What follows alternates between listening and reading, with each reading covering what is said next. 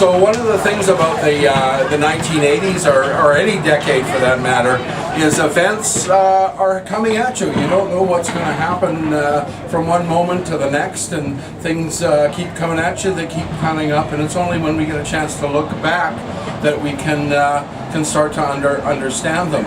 One way I think about the wall is as a Facebook page before there was Facebook. This is the way we communicated back in the old days when I was a youngster. We used flyers and buttons and all kinds of different means to get the word out. One of the early pieces that I have on here is from the 1982. It's a Resist Trident, Celebrate Hope poster. Now in the early 80s, the Trident Action Campaign, late 70s, early 80s, the Trident Action Campaign was one of the main sort of activist groups happening in Vancouver, because down in Washington, just a few hundred miles from here, was one of the biggest concentrations of nuclear weapons in the world. The Trident submarine base in Kitsap County in northern Washington.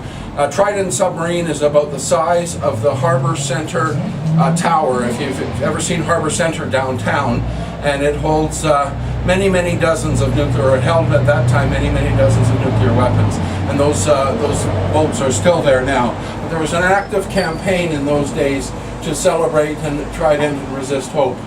Another early piece that I grabbed here is from 1981.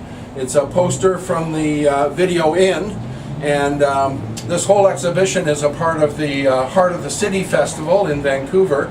And if you look in the Heart of the City Festival program, there's a whole article about the history of the Video Inn, that sort of thing. For myself, I moved to Vancouver in 1979, and I grew up in Calgary, Alberta.